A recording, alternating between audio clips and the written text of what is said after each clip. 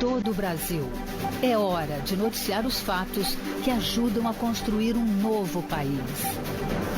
Direto dos estúdios da Empresa Brasil de Comunicação em Brasília, vem aí a Voz do Brasil.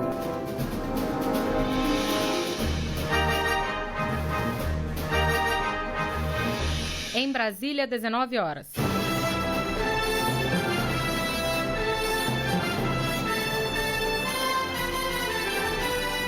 Está no ar a Voz do Brasil.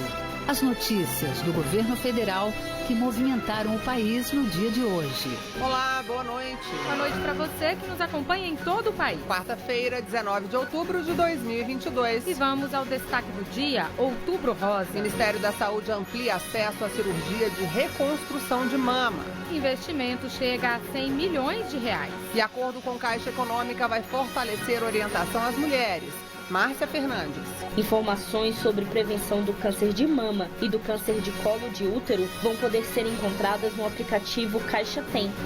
E você também vai ouvir na Voz do Brasil. A Anatel determina novas medidas para chamadas de telemarketing abusivas. E na entrevista do dia, a gente recebe o ministro da Justiça e Segurança Pública, Anderson Torres. Vamos falar sobre ações no combate a crimes violentos, corrupção e segurança das eleições. Hoje, na apresentação da Voz do Brasil, eu, Mariana Jungmann e Gabriela Mendes. E assista a gente ao vivo pela internet. Acesse voz.gov.br.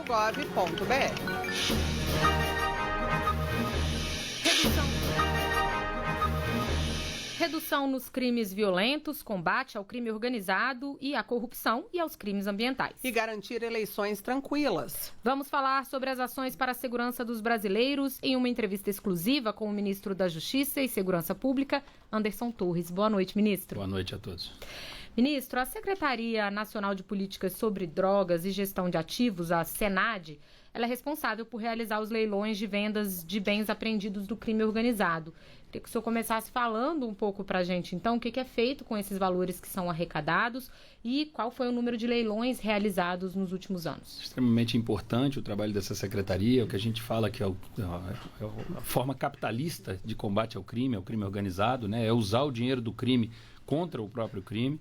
Essa secretaria faz essa gestão, ela recebe esses recursos, leiloa os bens apreendidos nessas operações, em especial do combate ao tráfico de drogas, tráfico internacional de drogas. Nós já arrecadamos nos últimos 3 anos mais de 320 milhões de reais e esse recurso foi todo aplicado no combate à criminalidade, no investimento, viaturas, treinamento. Esse dinheiro é o dinheiro do crime que se volta contra o próprio crime. Então, para nós, uma secretaria extremamente importante, a gente tem trabalhado para fomentar e aumentar o número de leilões, o número de bens, a velocidade de que ocorrem esses leilões. Isso é muito importante e ajuda muito o governo. E o número de leilões o senhor não citou, o senhor tem esse dado? São 650 leilões promovidos pela SENAD de 2019 até agora. Nós retomamos esses leilões, isso vinha parado há muitos anos no governo, nós retomamos e porque entendemos que essa é uma forma eficaz de trazer mais recursos para o combate à criminalidade. Agora, ministro, em relação ao combate à corrupção como um todo, qual foi a atuação do Ministério para reprimir essa prática? A corrupção é um dos principais eixos estratégicos do Ministério da Justiça, o combate à corrupção. A Polícia Federal atua de uma forma extremamente eficaz a isso. Desde o início do nosso governo, nós já apreendemos mais de 11 bilhões de reais nesse trabalho de repressão aos crimes, à corrupção, aos crimes financeiros, enfim. Já foram realizadas mais de 2.500 operações policiais neste governo de combate à corrupção no Brasil. Então, as senhoras percebem que a corrupção ela existe no país, a gente tem trabalhado pesado para combater. Graças a Deus e ao trabalho desse governo, nós não temos grandes escândalos de corrupção no país. A gente realmente conseguiu, com a política da não divisão, da não entrega dos cargos, a gente conseguiu avançar nesse sentido, mas o trabalho continua muito forte. Para os senhores terem uma ideia, foram mais de 10 mil mandados de busca e apreensão cumpridos pela Polícia Federal nesses 3 anos e meio de governo. Então, é um trabalho extremamente forte. Nós tivemos a oportunidade de criar a Rede Nacional de Polícias Judiciárias no combate à corrupção, que a gente chama de RENACOR. Isso traz as polícias judiciárias, quer dizer, as polícias civis, em conjunto com a Polícia Federal, tem uma rede de informações, isso estimula o intercâmbio de informações, a troca de experiências, a ajuda nas investigações de combate à corrupção. Nós trouxemos todos os responsáveis pelas investigações para dentro do problema, criamos essa rede e demos a oportunidade para que essas pessoas conversem, para que as investigações conversem e tenham mais eficácia, enfim, no trabalho que para nós é extremamente importante, que é o combate à corrupção. Ministro, vamos falar um pouquinho da Operação Guardiões do Bioma, que é uma das principais, a principal operação de combate a crimes ambientais e é coordenada e custeada pelo Ministério da Justiça. Qual que é o balanço que o senhor faz da Guardiões do Bioma desde a criação dela para cá? Guardiões do Bioma é um sucesso, uma operação que foi criada inicialmente para combater os incêndios na região da Amazônia, na região do Pantanal, nos biomas brasileiros. Na sequência, nós expandimos ela também para a questão dos crimes ambientais. Hoje, os números, nós já atuamos, nós já combatemos mais de 28 mil focos de incêndio e prevenimos mais de 8 mil. Quer dizer, a gente realmente diminuiu o número de queimadas, isso preserva a mata, isso traz, enfim, preserva o nosso trabalho de preservação da Amazônia, isso que eu queria dizer, e os resultados são extremamente interessantes. A gente pensa para o ano que vem em atuar com algumas bases operacionais na região da Amazônia. O Brasil se comprometeu a diminuir bastante, quase que zerar o desmatamento até o ano de 2028. Nós vamos criar algumas bases operacionais no interior da Amazônia para facilitar a logística. Quem conhece a região amazônica sabe que a grande dificuldade ali é locomoção, é logística. Então, muitas vezes você tem ciência que está acontecendo alguma coisa errada, que você precisa, mas o deslocamento é difícil, o pouso de uma aeronave é difícil, a atuação do Exército, das polícias, fica difícil em razão da logística. Nós criamos algumas bases estratégicas na região amazônica, já começamos a instalar isso e muito em breve nós vamos conseguir cumprir essa meta, que é zerar o desmatamento até o ano de 2028. Para a gente dimensionar aí um pouquinho o tamanho dessa operação e a importância dela, o senhor teria aí mais dados, os valores investidos, a quantidade de pessoas envolvidas? Na verdade, nós já tivemos mais de 10 mil policiais e bombeiros trabalhando nessa operação desde o início dela. Nós temos aí apreendidos mais de 11 mil metros cúbicos de madeira, um prejuízo de aproximadamente 700 milhões de reais aos criminosos que trabalham ali naquela região, que se organizam por ali para destruir a floresta. Então, assim, os números são muito grandes do tamanho da floresta. A floresta é muito grande. Temos feito um trabalho também de combate à extração ilegal de minérios nos rios, nas matas, enfim. Tem funcionado muito bem. A Operação Guardiões do Bioma é um sucesso e para 2023 nós vamos incrementar essas bases operacionais na região amazônica, principalmente dando a logística necessária para o trabalho dos policiais, dos bombeiros militares e de todos aqueles que atuam no combate ao crime na região. Ministro, a atuação do Ministério da Justiça é bem ampla, Então a gente vai falar um pouquinho agora sobre crimes violentos. O Brasil apresentou uma redução nos crimes violentos letais de 4,3% nos primeiros 6 meses deste ano, na comparação com o mesmo período do ano anterior. A que se dá essa redução? Qual é o motivo disso? O trabalho integrado das forças de segurança, o investimento sério do governo federal nos estados, um repasse. Nós vamos chegar ao final desse ano com mais de 3 bilhões de reais repassados pelo governo federal para os estados investirem em segurança pública. Os 26 estados, mais o Distrito Federal, receberam esse fundo desde o ano de 2019. Isso tem ajudado muito. As operações integradas, coordenadas pelo Ministério da Justiça, hoje, no mesmo dia, nós conseguimos colocar aí as 27 polícias civis, por exemplo, ou as 27 PMs para trabalhar integradas, coordenadas pelo Ministério da Justiça, na questão da violência contra a mulher, da violência contra o idoso, da violência contra as crianças. Então, essas operações têm sido um sucesso. A criminalidade tem diminuído. E, principalmente, o que nos deixa extremamente felizes e que nos mostra que nós estamos no caminho certo é essa diminuição de 4,3% nos primeiros 6 meses desse ano, no que a gente chama de CVLI. São os crimes violentos, letais e intencionais. Porque são aqueles crimes que mais afligem, que mais preocupam a população brasileira. Os homicídios, os latrocínios, os roubos. A diminuição disso é a diminuição da violência no Brasil. É a real diminuição da violência no Brasil. Então, para nós, isso é motivo de muito orgulho, isso é motivo que o trabalho do governo federal, do Ministério da Justiça, está no caminho certo e a gente pretende aumentar isso, ampliar isso, trazer cada vez mais, fornecer os meios das polícias trabalharem, ajudar cada vez mais nessa integração, independente da bandeira partidária do governador, do Estado. Nós estamos ajudando a todos, integrando todos e temos aí o interesse público em primeiro lugar e principalmente a tranquilidade da população e do povo brasileiro. O senhor acredita aí que essa centralização, né, essa coordenação, centralização não, mas uma coordenação mais efetiva do Ministério da Justiça e Segurança Pública favorece as ações de inteligência, uma ação mais efetiva? Nós temos certeza disso, esse é o papel do Ministério da Justiça e Segurança Pública, né, por lei esse é o nosso papel, nós temos cumprido isso e os números mostram isso. Nós chegamos no Ministério, começamos com essa frente operacional, de operações conjuntas, operações integradas com as diversas polícias do Brasil e os números refletem o resultado disso. Um exemplo, por exemplo, a Operação Maria da Penha, que é de violência contra a mulher, né? Já foram mais de 130 mil vítimas atendidas no Brasil, mais de 24 mil agressores presos no Brasil em decorrência dessa operação integrada que ocorre algumas vezes por ano em todo o Brasil, coordenado pelo Ministério da Justiça. Então, como eu disse, a gente tem a diminuição da violência e a gente está conseguindo trazer paz para as pessoas que vivem aí muitas vezes acuadas, muitas vezes submetidas a violências, muitas vezes dentro de casa, dentro da própria casa. E isso o governo tem feito muito bem e a gente vai avançar muito nisso cada vez mais para trazer mais tranquilidade para as pessoas. Ministro, agora a gente vai falar um pouquinho sobre o direito do consumidor, que também está debaixo aí do guarda-chuva do Ministério da Justiça. A Senacom, Secretaria Nacional do Consumidor, tem trabalhado aí para garantir os direitos, né, dos consumidores brasileiros. Eu queria que o senhor fizesse um balancinho um pouco da ação da Secretaria, né? Quais foram as principais campanhas coordenadas? Nós fizemos várias campanhas através da Secretaria Nacional do Consumidor, tem feito um belíssimo trabalho, mas nesse momento eu destacaria duas aqui que realmente foram muito interessantes e muito importantes para a população. A questão do combate ao telemarketing abusivo. Eu acho que a grande maioria dos brasileiros aí recebe ligações diárias de telefones que a gente não conhece, oferecendo produtos que a gente não pediu, que a gente não quer. Eu realmente passo por isso, até hoje recebo.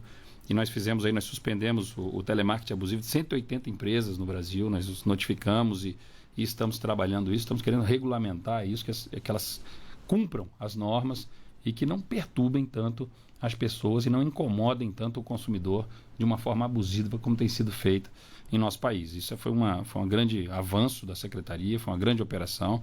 Eu destacaria também a Operação Petróleo Real, que vem garantir o preço do combustível, como é que está sendo essa venda, a qualidade do combustível, se os decretos presidenciais estão sendo cumpridos, como é que está sendo feito o repasse da diminuição do preço ao consumidor. Então, essa operação já ocorreu em Brasília, já ocorreu no Rio de Janeiro, vai ocorrer em todo o país. Também uma operação coordenada pela Secretaria Nacional do Consumidor e que visa garantir o direito do consumidor e evitar os abusos em relação a esse. Então, para nós, a Secretaria tem feito um grande trabalho em relação a essa operação Petróleo Real, independente da operação ter acontecido ou não no estado da pessoa. Nós temos um canal de denúncia, um link que eu queria deixar aqui, é denúncia-combustível.mj.gov.br, denúncia-combustível.mj.gov.br, onde as pessoas, o cidadão que se sentir lesado de alguma forma, ou que vê alguma irregularidade naquele posto, que achar que precisa de uma fiscalização, que se sentir lesado como consumidor, pode fazer a denúncia, o Ministério vai acionar o PROCON ou o órgão responsável ali e nós vamos lá fiscalizar. Essa era a pergunta que eu ia fazer. Quais são os órgãos que vão lá fiscalizar, que são responsáveis por essa fiscalização? Quando ocorre a operação, nós vamos aí com vários órgãos, né? O PROCON local, nós vamos muitas vezes com o Ministério Público do Trabalho, nos acompanha, a própria Polícia Federal, enfim, é uma operação bastante completa.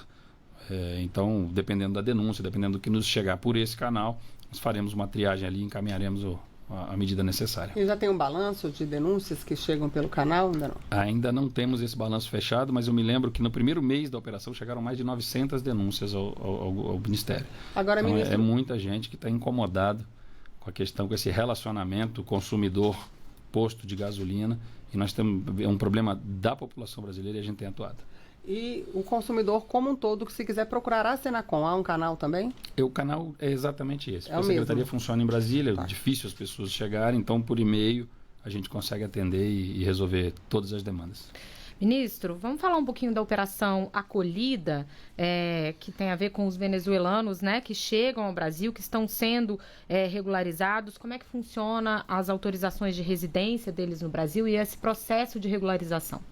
A Operação Acolhida é uma das maiores operações humanitárias da atualidade. O Brasil instalou essa operação em Roraima, para receber nossos irmãos venezuelanos que vêm fugindo de um regime socialista, ditatorial, que acabou, né, que arrasou com o povo da Venezuela. Esse povo vem procurar ajuda no Brasil e o Brasil está com essa operação montada. Hoje já são mais de 312 mil venezuelanos que receberam autorização de residência em nosso país e o Brasil tem recebido essas pessoas. Eu tive lá já 2 vezes na operação, realmente um trabalho brilhante, um trabalho que dá orgulho a todos nós brasileiros. As pessoas chegam ali muitas vezes humilhadas, muitas vezes estupradas, muitas vezes doentes, e há todo um acolhimento naquela região de fronteira e o encaminhamento, a interiorização dessas pessoas no Brasil.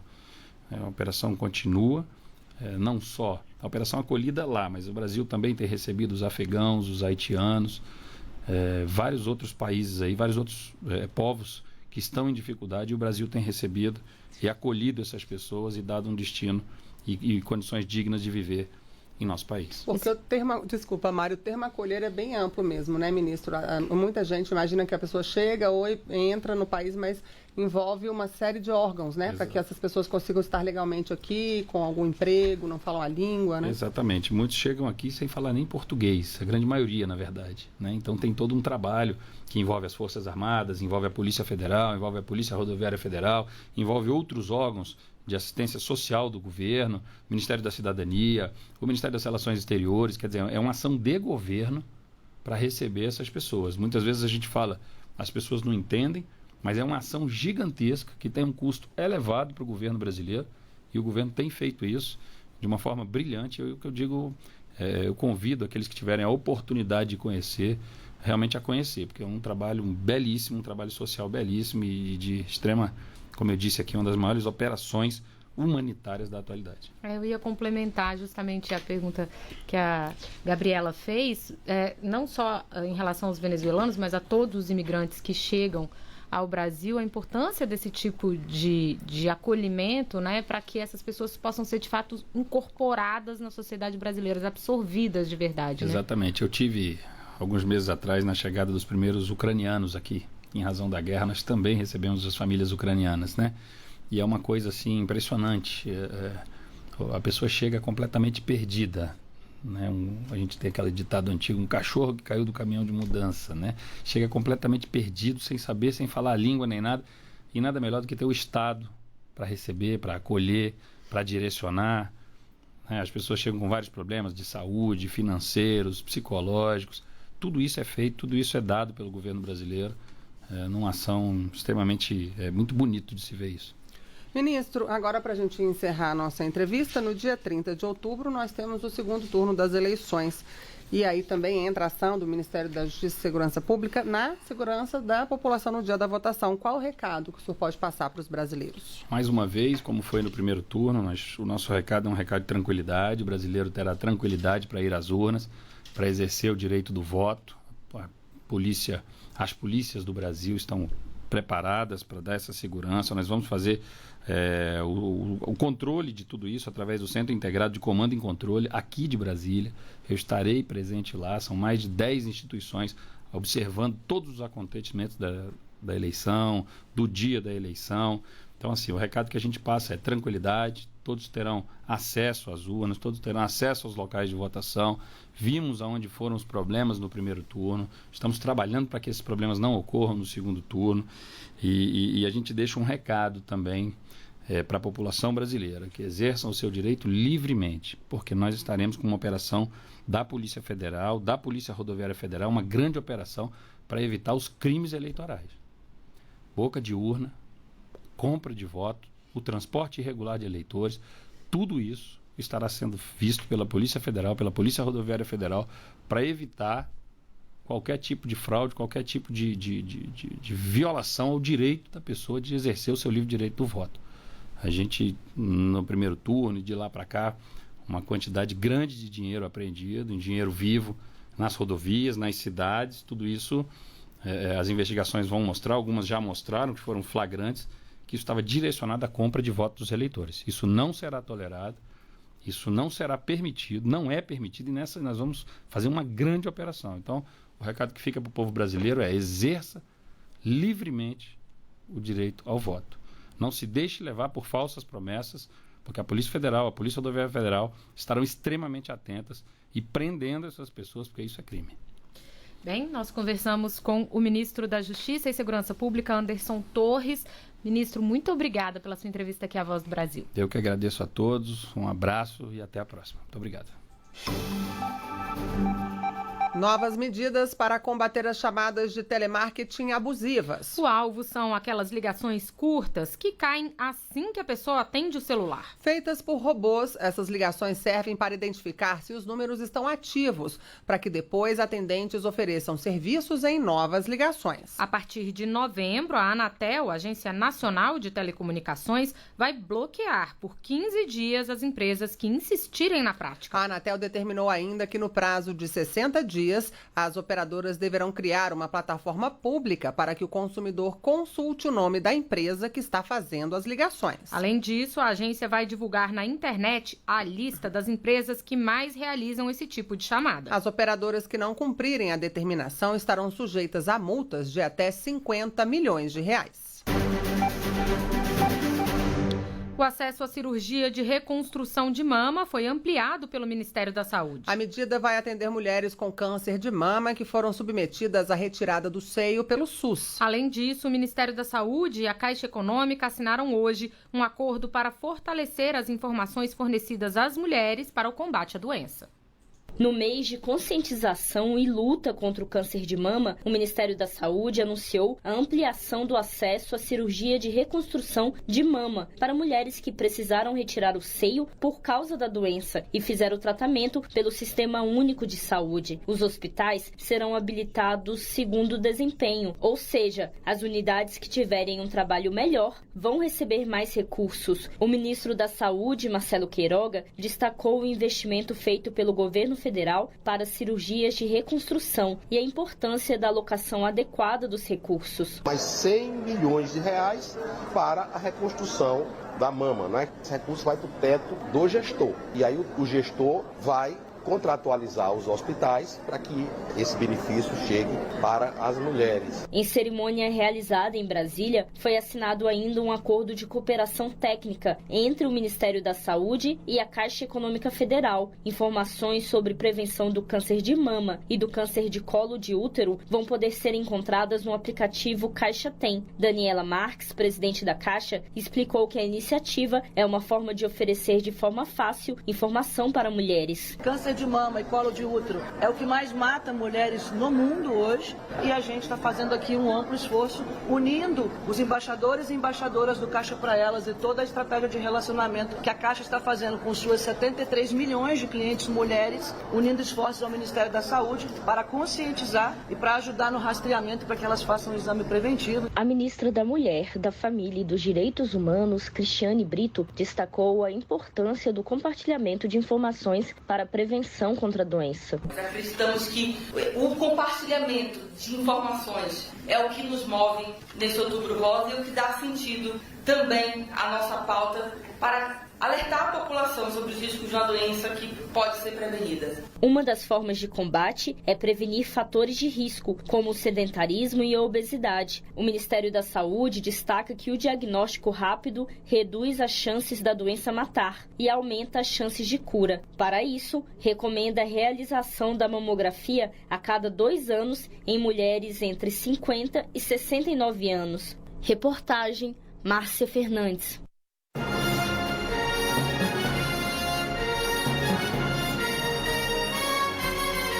E essas foram as notícias do governo federal. Uma realização da Secretaria Especial de Comunicação Social do Ministério das Comunicações. Com produção da Empresa Brasil de Comunicação.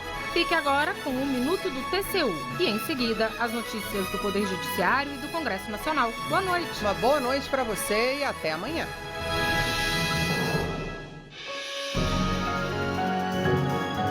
A Voz do Brasil. Governo Federal.